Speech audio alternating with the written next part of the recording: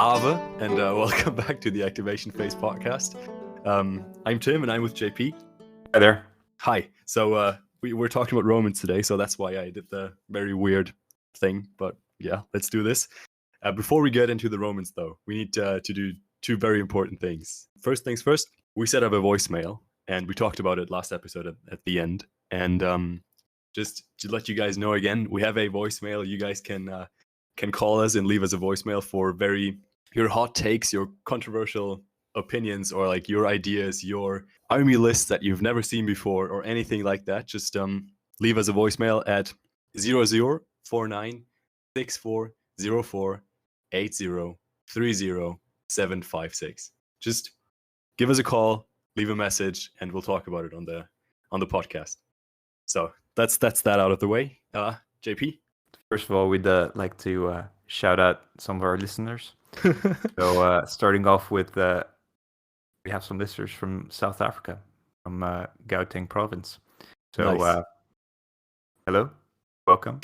Hope you enjoyed the show. Feel free to let us know how the scene is down there. We're talking about the Romans today. Yes. What do you know about the Romans, Tim? About the Romans. So I think we all know the Romans as these like imperial square shield looking dudes fighting Obelix and the Germans, I guess. And yeah, but those are not the Romans we're talking about today. We're talking about the like late imperial Romans, I think. So up to 460. Yeah, I don't think it's super clear in Saga. I think right. It's a little bit of a blurred line when exactly this is taking place, but yeah, I think that's a good a place as any to draw the line. The ones that we're covering right now are less well equipped, less well populated armies of the late Roman Empire, when they seem to be fighting each other as much as fighting random barbarians. So there's a lot of civil wars going on. There's also a split coming into place between the Western and Eastern empires. This particular battle board also covers both. So in the previous version, in Aetius and Arthur, you actually had an Eastern Roman version of this board where you would just use the kind of Age of Vikings board. However, here they've done away with that, and they just said the equipment options and the playstyle kind of covers both. So they've removed that and put everything there. Nice. For the completely novice person, why would you play Romans? Kind of what's the flavor? Okay, so for me, the Romans, they feel like they're a very like organized army because they have the like Impetus mechanic, which kind of feels like they're how organized are they right now? Like how well are they doing in the battle right now? So I like that. That reflects that sometimes they didn't feel organized at all, and sometimes they were just like in perfect ranks or like in perfect order and doing everything as commanded. So I like that. I feel like that's kind of thematic. So yeah, I feel like the Romans are. You can play the Manu ballista. That's the only faction that has it, and that's very big for me. I like it. I even have one like right next to me on the table, and I'm painting it up right now, and I love that thing. I think it's super good as a like Death Star killer. So that's my reason why I like the Romans. Yeah, personally, I think the Roman way of playing is they're actually very, very flexible. When we move on to discuss the equipment options, you'll see that they have a lot of different equipment options where you can really just mix and match, kind of fit it to your own play style. In discussing this beforehand, we both kind of settled on a play style which we thought was kind of, I guess, the most optimal, but that doesn't necessarily mean it's the play style that fits everyone. Where shooting plays a large role, and then that's kind of backed up with some melee levy to kind of bulk out the army a little bit. How I would describe the battle board is like it's a pretty solid middle of the road type board. Like the shooting is good, not great. The melee abilities are good, not great. The defense abilities are good, not great. So yeah, it's like they do everything pretty well, but for example, the Sassanids will outshoot you. I think the Goths will out combat you. For sure, The Britons will out defense you. Also, the Picts will outmaneuver you. but they can hold up relatively well to everyone. So I think it's actually a pretty good warband, and it's one I would definitely take to tournament and being worried about any bad matchups or something, because it probably gets along pretty well in every single situation. They feel like the Swiss Army knife of armies, right? I feel like they can do everything a little bit. Yeah, definitely. And I also personally, the aesthetic of this particular time period for the Romans is my favorite one. I think it's I really, for some reason, I have a dislike for the early imperial kind of the square shields. That's a hot take right there, just letting you know. Yeah. Yep. Maybe I've just seen them too often, but I just don't like it. Yeah. So for me, this is kind of like the optimal period of the Roman kind of like aesthetic. But more, it's also a kind of, maybe it's to do with kind of liking like stepping into wargaming and doing 40K, where everything's like grim dark and everything's horrible, and humanity's about to be wiped out. But you kind of get the same feeling for the Romans in this position. Right, like you have they're being attacked on every single border and being pushed back, and they just don't seem to manage to catch a break. Kind of, you get that vibe essentially. Yeah.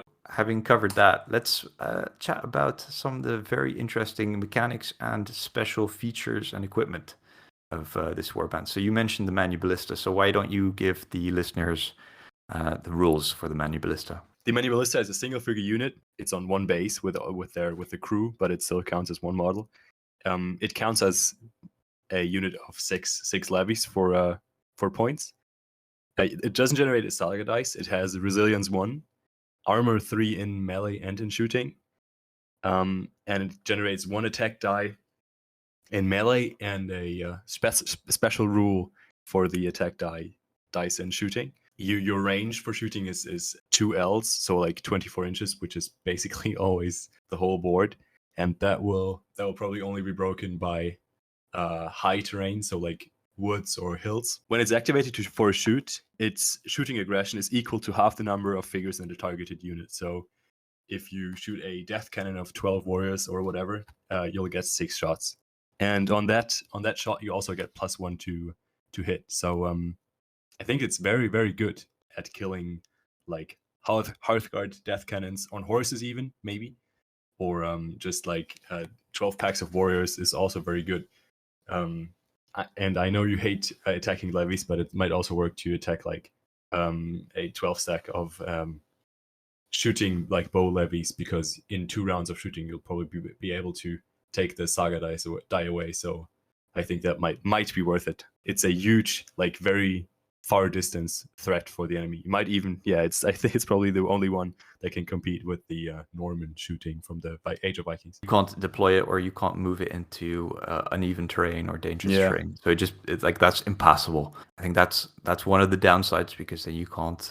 You're relatively easy to charge because you'll be in open terrain.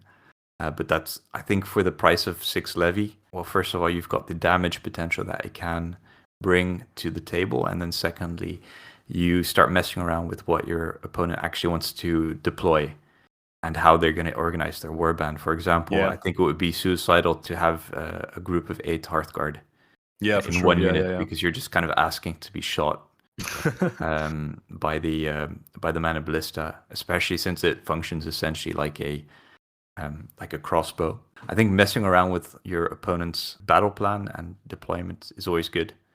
It adds that. I think that in itself, even if it doesn't end up killing anything, it makes the units themselves a little bit more manageable to take down and reduce the dice. So I think just in that, it kind of pays for itself already. Moving on to a special mechanic. So the Romans have something called Impetus.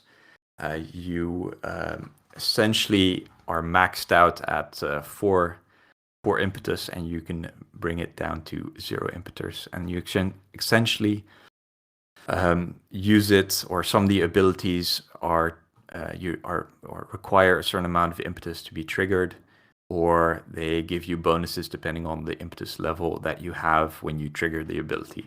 So that sounds a little bit vague and generic, but I think will become clear once we talk about the abilities.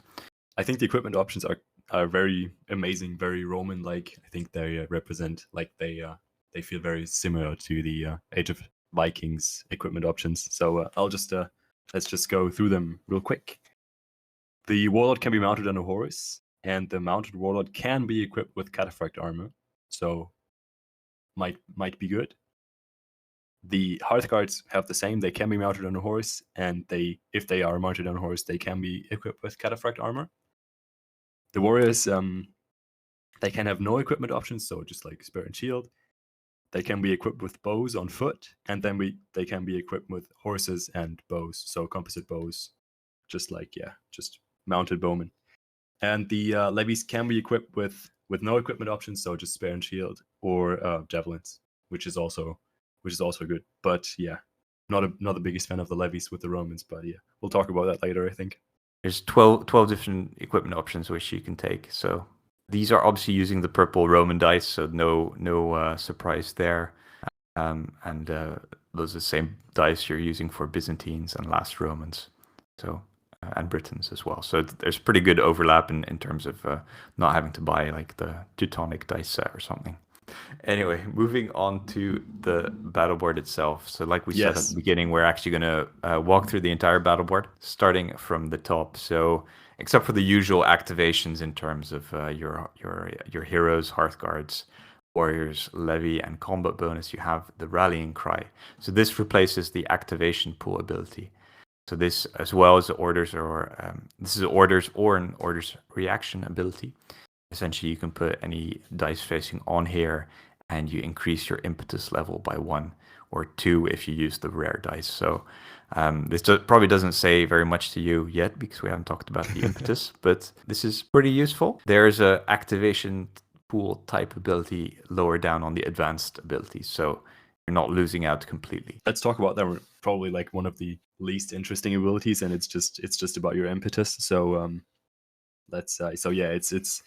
it's one rare.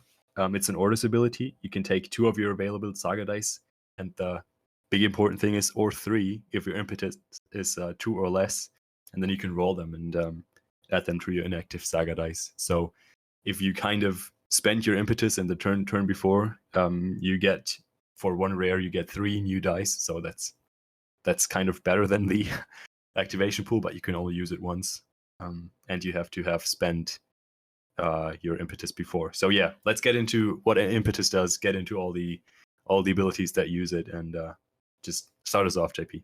Sure. So starting off the top left, we're going to start off with Fotis. So that's also a rare. Seems to be a little bit of a theme with many rares coming up here. This is an orders reaction phase. So choose an enemy unit until the end of the turn. It suffers an additional fatigue at the end of each shooting attack it makes and melee it is in. You can reduce your impetus by 1 to choose 1 additional unit, or by 2 to choose 2 additional units.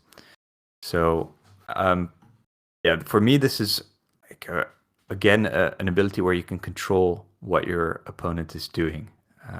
It's also orders reactions phase, so you know who, based on how they're gonna place their dice in terms on the basic abilities, roughly what they're gonna do and which units they're gonna do it with.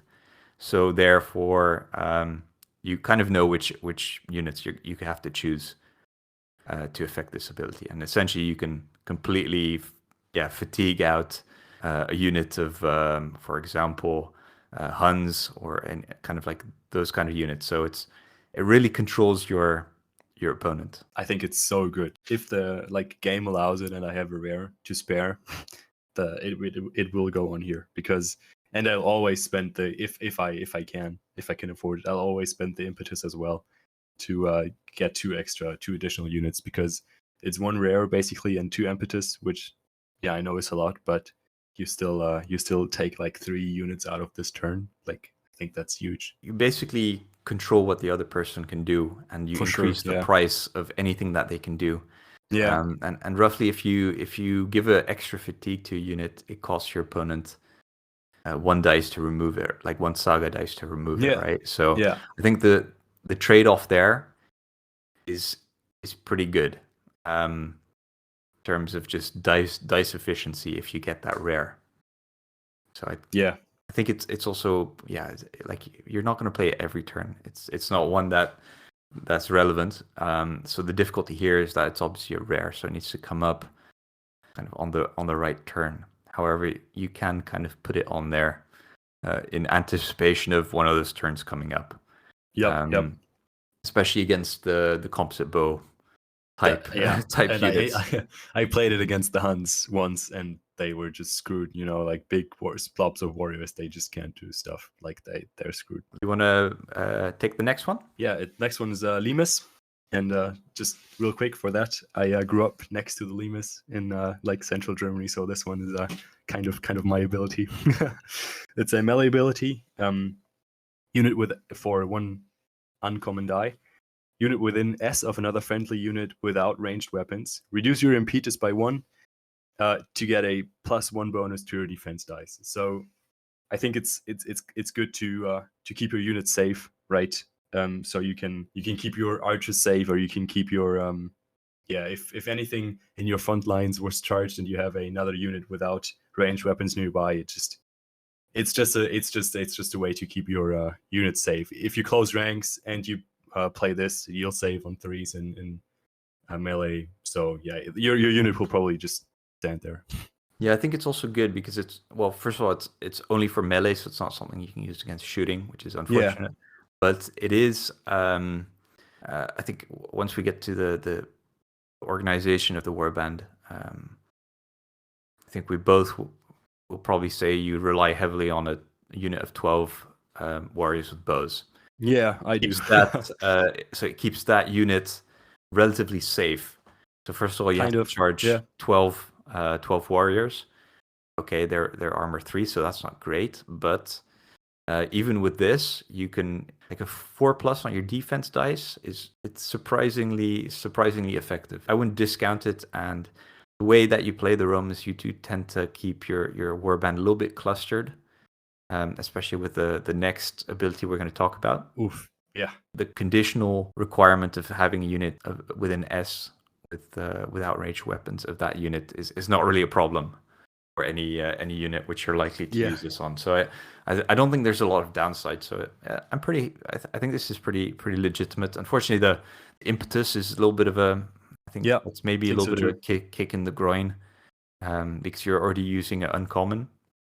So I think maybe that's a little bit much, but it's fine. So I'll take the next one. So that's combined formation. So that's common or an uncommon. It's an activation ability. So activate a unit of warriors to shoot for this activation. Their range and line of sight are measured from any point in another friendly unit within S. It's huge. I'm a really big fan of this ability. So first of all, you can activate a unit of warriors to shoot with an uncommon dice. Just we've all had turns where you only roll like not the ones that you want. So this kind of adds that extra flexibility of being able to activate a unit of warriors with uncommon. And then secondly, that's just kind of the first part and not even getting to the activation itself. For example, if you have a blob of 12 levy within S of your unit, you don't have to worry about being in range of pretty much most of the board because your entire measurement is you can just point at a levy and say this levy is the kind of the point I'm measuring everything from. You don't have to worry about spreading out your unit or anything like that. It just works, right? Same thing with the line of sight. So it becomes very powerful area denial. I think this is actually better than the volley fire ability that the Normans have because you can shoot kind of around things because the line of sight is being taken from a point in the unit next to you, so you don't even have to worry about where your unit actually is placed. So that means either you can put your unit of bow warriors behind and nice and safe behind some melee unit, or you can kind of use it to shoot around obstacles that you wouldn't normally be able to shoot around. So for me, this is something I would play essentially every single turn. And there's also no penalty in terms of impetus for this ability. So that's just it's just great, right? Just to make to really let you know how good this ability is. If you spread your unit of 12 warriors to the max, and you spread the 12-man unit of levies to the max, the furthest warrior can shoot for 34 inches. That's almost 3 Ls. Just letting you that's insane. Like 3 Ls and around around Yeah. cover. So And around cover. Yes, just to let you know how crazy good that one is. this with the Manu ballista, it just makes it such a good shooting warband. Next up, Ardor, which takes 2 common dice. It's a melee ability. Reduce your impetus by 1. Next, gain attack dice and defense dice equal to your impetus plus 1. So that's kind of a trend you'll see throughout the battle board. Whenever you, like most of the time, when you reduce your impetus by 1, you'll get the effect that you paid for, like by your current impetus value. So like -1, but you get you get dice for your impetus plus 1. So because the ability only triggers after you spent your impetus, that's their way of kind of like making sure that when you had four impetus when you started the ability, that you actually gain 4 dice for it.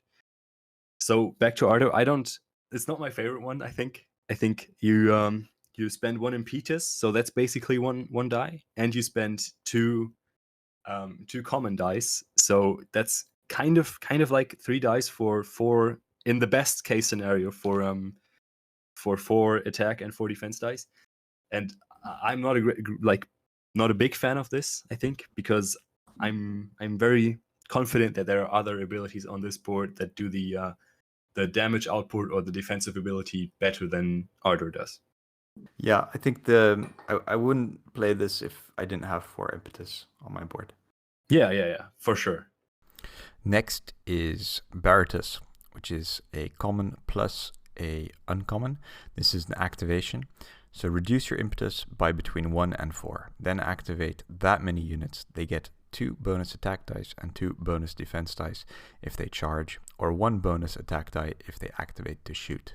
Personally, I've used this. It's nice as in it's a good multiple activation of the Warband, which is not something you have on this Warband, unfortunately. So this is the only way of activating 4 units, but then you're essentially kind of without impetus, and that's not good.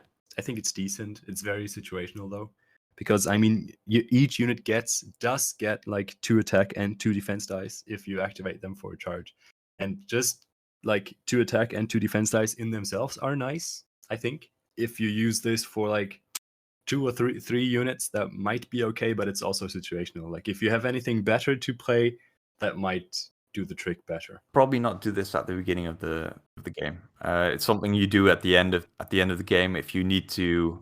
Yeah, if you can afford it. That's one thing. Normally by the end of the game, you're kind of struggling with impetus, and then having to spend 2 dice though. You can kind of give that extra little push, right? And at the end, where you spend 2 dice to get reasonable defensive and some attack dice, and in addition to actually activating 4 units, but then you're kind of done. So if you're the last player and you need to get something done, then yes. If maybe not, wait. Yeah, I don't know. Yeah, maybe wait. Right. So next up is Brumbate, I think it's what it's called. So that takes 1 uncommon or 1 rare. It's an activation ability, and it only works with infantry without ranged weapons. Reduce your impetus by 1 unless you use a rare. Then activate a unit for a shooting attack with a range of M that generates no fatigue. For this activation, your figure's shooting aggression is 1. The enemy unit's armor is increased by 1. So I think first when this battle board came out, the first reaction was, let's just take a 12 stack of levies and get 12 shots with it and obliterate the enemies. But then we kind of realized that you can only get 8 shots in the first step of shooting. So yeah, a 8 stack of levies or of warriors probably does the trick just as well. And it generates no fatigue, so that's nice, I think. And having just 8 shots is really good and really powerful. Especially it gets even like it's more powerful against units with low armor, right? Because having units with low armor get 1 more armor is not as painful or like as bad as having a unit with 5 armor go up to 6, because then you'll just even mounted units will. It's super good against you mounted go units. up yeah, it makes it really scary, and essentially you can. It's kind of like giving a unit of like melee, like a melee unit javelins, like less or even better javelins, but because it's Yeah. Yeah, I guess it depends. Actually, you kind of increase the volume of shots, but the quality is lower. So depending on what you're trying to do, it kind of Yeah. So the rule of thumb here is go for horses or go for like units with shooting armor 3. Wherever they have that, that's or maybe shooting armor 4, because shooting armor 5 to go with this is just not going to be fun. Whenever I can play it, I play it. How I like to run melee levy, it's like, sure, you're capped out at 8, but that's not a big deal. You're Right, still yeah. throwing 8 dice, and like it kind of keeps people from wanting to park a unit within M Yeah. of one of your units. Like, people just don't want to deal with it. So it makes even units that are kind of mediocre, like levy, pretty good actually. Personally, I like it. It's a shame about the impetus. I'm not sure I would put a rare on that unless I was rolling like 2 or 3 rare. But on the other hand, like, you don't have to worry about bringing your impetus back up. So if I was flush with rares, like, yes, I would definitely put it on there. Signa. So this is a common or an uncommon activation. So activate up to 2 units for a rest. You can remove up to 2 fatigues from each of these units, but if you do, then the unit cannot activate again during this turn. So I think this is actually very useful for the Manu ballista.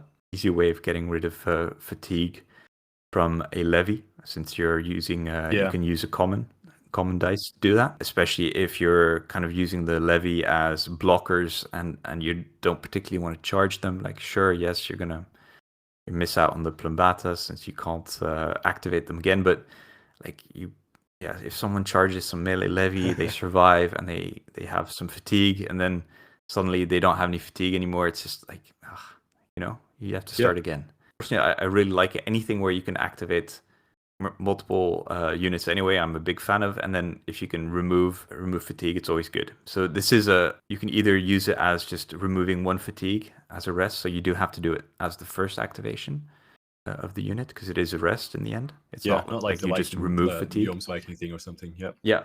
So it is something you have to do at the start, but you do have the choice of either just getting a pretty cheap rest activation for 2 units, or just completely wiping up to 4 fatigue from 2 different units. Yeah, I feel like it's pretty good on the warlord as well, right? It takes 2 fatigues from the warlord, and he can kind of stay safe in the midst of battles. I mean, he cannot attack this turn, but with all the other abilities and your other units around, I think he stays pretty safe with this.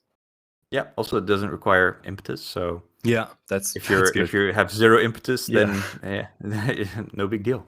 And you will your impetus will have suffered when all units are fatigued anyway. So I think it's very good. All right. Next up is Scooter. It's a shooting reaction or melee ability. Reduce your impetus by 1. You can reroll a number of defense dice of your choice up to your current impetus value plus 1. I'm not sure about this one. I think I feel like it goes with the theme of the Romans of being mediocre or like okay for me, because it's 1 impetus and 1 common, so kind of expensive, but it's also rerolling 4 defense dice, which is never bad. So I think this one is situational again. Yeah, I think it's good with the common. So the cost in terms of dice is not great, and then it's also good because it's a shooting or a melee, so you can kind of choose depending on what's coming at you when to use it. So yeah, I think it's okay in terms of the board. It's kind of middle of the road. Yeah. And like you said, rerolling defense dice is always good. So let's skip over adversity. That's the kind of fake activation pool one. So we've already covered that one. So on to the last one. So in this sign, conquer. And this is it's a rare or an uncommon. It's shooting or melee ability. So reduce your impetus by 1. Next, discard attack dice equal to your impetus value plus 1. For each die discarded in this way, add 1 automatic hit to the hits you score. First of all, automatic hits are always good. Yeah. Since it's a shooting attack, it's very good against cataphracts, because they're obviously armor 5, and then you just kind of bypass that and you hit anyway. I would always discard the maximum amount of, or try and do this with the maximum impetus and discard the maximum amount of dice. So this is great against warlords, obviously, because you like warlords, Hearthguard, and cataphracts. and even I guess people in hardcover. I love it as a surprise combo with Plumbate, right? Because your levies are kind of snipers for a second here. If they can just throw 8 dice at a warlord or something, and he will be armor 6, but you can also just get 4 auto hits, and I think it's so good. Like even I think it's worth the price that you pay in terms of Impetus. yeah, So I'm not too upset by that. I think this one's very valuable. I'm not sure I would use a rare on it. I think there's some better places to put a rare. Yeah, Since you don't get a bonus anyway for using a rare. But yeah, for an uncommon, definitely. Especially, this is probably good timing to talk about the actual Warband composition and how we would run it. Yeah. So maybe I'll start off and say how I've run it. Not saying that this is the best way to run it, but I think pretty good all round. So I used 2 points of mounted Hearthguard. Whether or not you use Cataphract, I guess that's up to kind of what you're facing. The matchup, yeah. Then I took 1.5 points of Warriors, 0.5 point using the Manu Ballista, and then the rest just levies. That's 2 points of levies for that one. And then the levies are split in. I split them up because essentially, if you're taking the unit of Hearthguard as a big block, you've got 1 dice. You've got your Warlord, so that's 2 dice. You've got your big block of Warrior Bowman, so that's 3 dice. No dice for Manu Ballista, unfortunately. And then I kind of had to split up the levy in 3 smaller units just to kind of bring up the dice up to 6 dice, which wasn't super optimal because they become relatively fragile. I think in future I would probably reduce the number of Hearthguard down to 1.5 points, and then add additional levy. Yeah, so I think it makes it relatively good all round force. And then the way I would actually use it is the Hearthguard as actually killing stuff kind of that's been weakened by shooting. So you keep them behind a little bit, and then you essentially spread out your levy around your warrior bowman to take advantage of the combined formation, since you can get that extra range and you can shoot around obstacles. And then you put your Manu Ballista somewhere where you obviously have the biggest field of fire. So essentially, it's a very shooty. Everything's kind of set up to shoot to support the shooting warriors and the Manu Ballista. And then if anything gets close, you Plumbate them, and you kind of hope for the best if they charge you. And then you use the Hearthguard as a counter charge type unit. How about you? How would you run them, Tim? Right. I think we're close, but not quite the same. I like running like a 6 stack of Hearthguard. I think that's the, like, for almost every warband, that's the sweet spot. And depending on the matchup, I would even run them as no equipment. But my favorite one is horses, just no cataphract, just horses. I'll run them. I take the Manu Ballista. It's just really good. And then the remaining 4 points are just warriors for me. And that's this is very, very situational. I think it's very good to have composite bow warriors at the ready, not because they're super great, but in some matchups they are. So I think it's nice to have them ready, but just you need a 12 stack of 1.5 points of bow warriors just to be able to activate combined formation very effective. And I'll just take, depending on the enemy, I'll just take the remaining 2.5 points as composite or no equipment option warriors. I think that's where it's at for me. I see that the levy with no equipment options are also like ace. They're really good. I'm a big fan of those kind of levies because they're just annoying. And yeah, they never feel good to charge. No, and they actually get some decent buffs with this board with the Plumbate, because you don't actually have to charge them in to get a reasonable amount of kind of like attack dice in terms of the Plumbate. So. And then they actually just become an extension of your bow armed warriors, and they can act both as a kind of a speed bump if you deploy them beforehand. And you kind of negate the problem with the bow armed warriors where they can't, like, you don't want them to get charged. So it's good to have a unit like this that can close ranks, and you don't particularly care if they die, because you can still use them for the combined formation. There's no minimum size of the unit, really.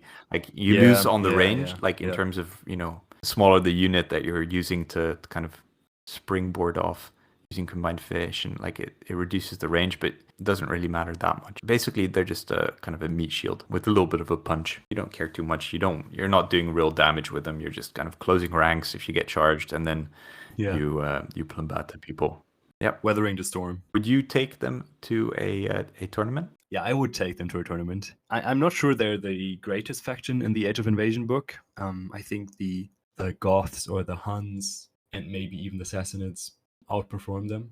But I also think they can absolutely face every single faction in here and like not screw up big time. So yeah, I would take them. I'm not sure if I could make first place with them, but you would definitely end up in the like upper half, I think. I think they're solid, right? They're yeah. You're not gonna horribly lose because you've got enough abilities to kind of hang in there. Yep. But I think you're gonna have some trouble if your shooting isn't going your way, or if there's a lot of stuff on the board where you can't quite use your menu ballista.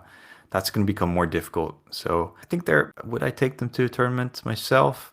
I probably would. I think they're not the first one kind of on my list of warbands that I would take. It might not even be the second one, but maybe they're the third. Yeah, they're number 4 for me, I think. The costing in terms of having that extra impetus price attached to some of the abilities makes it very tough, and you don't catch up on the kind of the dice efficiency in other ways in terms of being able to activate multiple units very easily, or kind of getting that really big punch in terms of additional attack dice from. I think it's very dice intensive, and then also the way that you kind of want to create your warband means that you don't actually have that many dice, and the only way that they kind of put this structured the board where you can get some additional dice is the adversity. That's only if you have low impetus, and then if you have low impetus, you probably want to put some of those dice that you're rolling back on the rallying cry to bring your impetus back up. So you're not really gaining that much. And then I guess the Signa, where you can rest 2 units very easily, you gain some dice. But in terms of what we talked about with Baratus, where you lose a lot of impetus if you want to activate multiple units, and then you also have to trigger it with 2 abilities, 2 dice. Like, yeah, it just makes it very, very dice intensive, I think. Sure, yeah. I think the playstyle itself is fine. It's maybe a little bit more defensive and sit back and shoot than I particularly like, but some people like that kind of playstyle where they hang back a little bit and see what the opponent does and put the pressure on the opponent to use the dice to actually move up and everything else. So I think that can work. But for me, it's not the most fascinating playstyle that I can think of. Yeah, like even us talking about it, I think they in our hearts they strike a very like mediocre place. That's just their whole theme. They're they don't suck. They're not not amazing. They're just decent. No, I think in the right hands they can do really well. Maybe the hype levels are a little bit lower than for Huns and for Goths. I mean, it's good. I won't have to go out and buy like another army. So this time, and because I have them. So yeah, the thing is, if you have the playstyle and the patience, that would be my biggest problem, to wait and trick your opponent into actually like running into you or like preparing your feast. They can definitely deliver the punch for sure. But yeah, they're not the Alpha Strike army like Huns or Goths or maybe even Sassanids. So, yeah. All right, should we move on and talk about the model choices? So there's no way we can get around to saying every single model choice. This is one of the most well-served model armies in terms of models available. So in terms of plastics, I think we're now up to Gripping Beast as a really nice kit. I think we both have a plastic Roman army from Gripping Beast. That's correct, yeah. Yeah, and they have both the army box, which I know you're a big fan of. Personally, I used the late Roman infantry box. That's 44 models for, I think it was 25 euros at the time. There you get a mix of 16 bow-armed warriors, 16 unarmored guys with spears or swords, and then 8 armored bodies, and then kind of a handful of other models which you can customize to make your to warlord or standard bearers or stuff like that. So you can make a 6-point army or warband just by spending 25 euros. It's not the most optimal, but it'll get you going pretty quickly. I know you're also a fan of buying 2 boxes of the 4-point army deal and mixing and matching there. Yeah, I did that for myself. I actually bought one of the 44 infantry kits and one of the army deals, and that just made a 10-point army for me, or like a 12-point army. I don't even know. And it's I painted them all up, have all the options.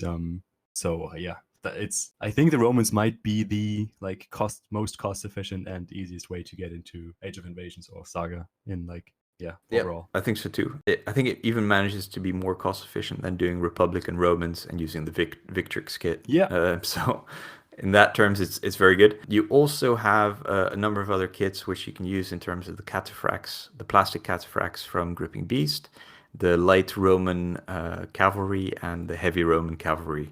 So there's just such a big choice of different units. The light Roman cavalry is the ones I've actually used because you can both use them as, or it has options to use them as composite bow armed warriors. It has a lot of nice helmets. The helmets in that kit are actually a lot nicer than what gets delivered with the infantry kit. So you can mix and match some of the helmets, because I'm not a big fan of the helmets included in the infantry kit because it doesn't really make sense. It looks a little bit kind of out of place in terms of the timing of when the Age of Invasions is set. And then also, so you can make composite bow warriors. You can mix and match other Gripping Beast plastic kits, so you can kind of switch out the bodies with the Arab cavalry sets, which is what I did to make them a little bit heavier and more Hearthguard looking. Yeah, and then just give them some swords, and then you're good to go. Or you can give them javelins and have like a really light type cavalry. And then the other heavy cavalry just has guys with chainmail riding horses. So that's pretty good. And then War Games Atlantic recently released their late Roman set. However, the downside here is this is only melee models are included. But they also just released the Goth set. Oh, it's actually out now. Yeah, and the War Games Atlantic Roman and Goth set, they have different names, but they're kind of like the same. The one is just armored, the one is unarmored, so they're made to mix and match. All the weapons, all the helmets fit. So if you want to make a Roman warband and you bought both of the sets, you'll have I think probably better looking warband than if you bought them from Gripping Beast, but they're also going to be more expensive. And the bow options can be very, very easily be taken from Victrix because they have late Roman bowmen. So archers, I think they look amazing. So there's so much late Roman plastic out there. It's incredible. Definitely, I think Victrix is also releasing of the generic Age of Invasions, Germanic, Britain, and Roman kit all in one. Mm-hmm. I have no idea when. They've been teasing that for probably 2 years now. So then that will come out at some point. So I'm pretty sure with some head swaps, you can get pretty close to covering a lot of stuff. However, again, then you're missing the cavalry options. Yeah. Because using the cavalry from the Normans it's not going to work. You can't swap out the helmets because the helmets are the very weird the integrated ones. Chainmail helmets. Yeah. Okay, so that doesn't work, and also in terms of just having stirrups and stuff like that doesn't quite work. And then the other option, the Gallic cavalry, is just a little bit too early, kind of too rural, too ancient. So that doesn't quite work. So that's a little bit difficult, but. And War Games Atlantic doesn't have cavalry yet. They will have in probably the next 6 months, but they don't have it yet. I think those are most of the classic options. And then in terms of medals, it's kind of all the usual suspects in terms of Gripping Beast. It has everything, every different option. Footsore has every different option. I think Aventine has every different option, and probably many more as well. So too many to list. So pretty much everyone has a line. Maybe one thing to note is the Manu ballista. I'm using a €1.50 MDF Manu ballista, right? With some guys stuck on the base. For me, that worked. How about you? So I bought I think good looking one from our German Saga Messiah. So it's from Stronghold Terrain. I think he cast it himself. It's a metal mini. I know. And it has 2 crewmen that are also metal. But the cool thing is, you can take out the crewmen and have them as individual models on the battlefield if you want them, or you can they're kind of magnetized from the get go. From the delivery includes the magnets and all the instructions. I think it's a really, really good kit, and I would totally recommend it. But it's also like, I think, 14 euros. Yeah, no, that's very reasonable, I think, especially because then you don't have to mess around with converting crew members and stuff like that. So that saves you a lot of time, probably worth the 14 euros. How many thumbs up for Romans out of 5? I'll give them just, I think what their whole theme is, I'll give them right in the middle, 3. I would also give them a solid 3 out of 5 thumbs up. Yeah, they're enjoyable to play, but I'm not fanatical about them. Yes, that sums it up perfectly. Yeah, that should be our ending. That's just, yeah. Thank you very much for joining me tonight, Tim. Yes, a pleasure as usual. And what have we got in store for our listeners next? Right. So I think we're both kind of looking forward to the Franks. Kind of. I think they play very differently, or like they're interesting. They might not be the greatest again, but I think they're interesting. So I'm looking forward to talking about them and sharing our experiences. I've got a game lined up to test them out. So I find it very difficult to actually figure out what I'm supposed to be doing just by reading the board. So yeah. I think a baptism by fire is necessary for me to fully understand what this board is about. And then obviously we still have to cover the Britons, the Saxons. Yep.